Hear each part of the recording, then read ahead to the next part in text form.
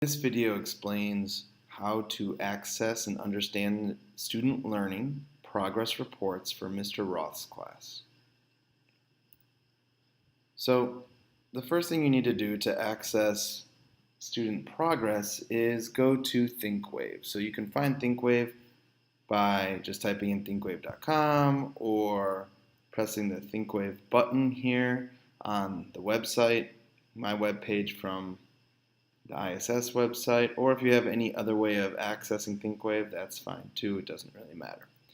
And once you log into your ThinkWave, you'll see some assignments here, and what you'll see is you'll have overall progress, and you'll have each unit will be given a grade. I'm only going to give a grade at the end of every unit because only at that time will students have been given enough opportunity to have mastered the material. It would be unfair to grade them on something they haven't had the opportunity to actually master yet. So at the end of every unit, you'll see a grade for that unit, and you'll also always see this overall progress. So if you click on the Unit 1 grade at the end of Unit 1, which is going to be sometime in September, then you'll see this come up, and you'll see that this student here has a 65 for that assignment. Why? Because the student did not reach acceptable learning levels for 2 learning targets.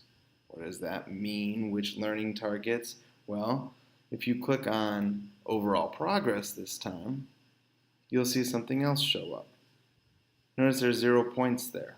What does that mean? Well, this is just a way for you to access this right here, this address, which you need to copy and paste and put into your browser's address bar. That will take you to something that looks like this. So you'll see this student here for Unit 1 has 2 4s, 2 3s, and 2 2s. So those 2 2s are not acceptable. So the student is getting a 65 because they haven't learned everything they were supposed to learn. They don't have to get 100% on everything. They don't have to get a perfect score on every assignment. They don't even have to show learning on every single assignment. But overall, they do have to learn every single standard that they're supposed to be learning. If it wasn't important, we wouldn't be teaching it. So they have to get at least a 3 on everything. If they haven't, then they're going to be failing. But look at Unit 2.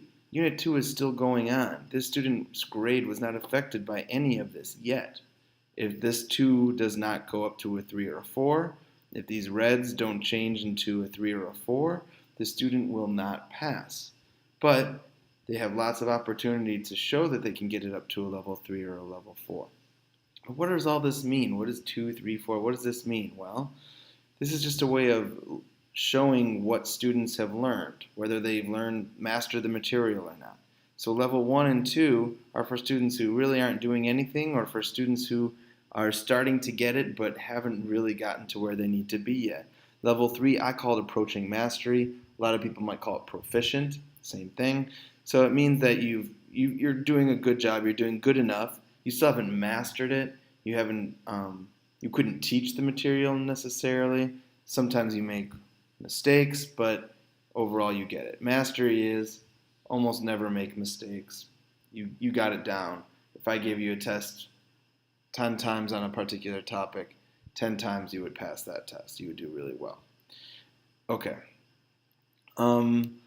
So back to this over here, as we saw, this is the overall progress, right?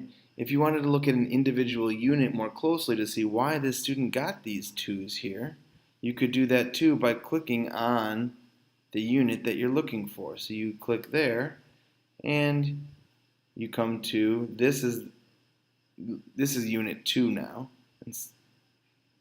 This is a different student, that's what happened here. But you can see how all of these learning targets, right, for every single assignment are addressed. So learning target 3, which is create an organized list, was seen in these assignments right here. This student has shown, at least on that assignment, that they were approaching mastery. Now that doesn't mean that it might not go down or go up. It could, depending on the rest of that student's work. So from there you can see individual assignments and why they're getting the grade that they're getting, or why they're getting the mastery level that they're getting. So here are some frequently asked questions. Feel free to read them. It's all about kind of why I grade in this way, what you can do, how you can learn more about um, how students are progressing from this sort of reporting than if you just got a number grade or just a letter grade. And if you want more information, you can read this. You can pause this video and read it. You can also look at my website and look at standards-based grading and what that's all about. Feel free to email me with any questions or concerns you might have. Have a great day.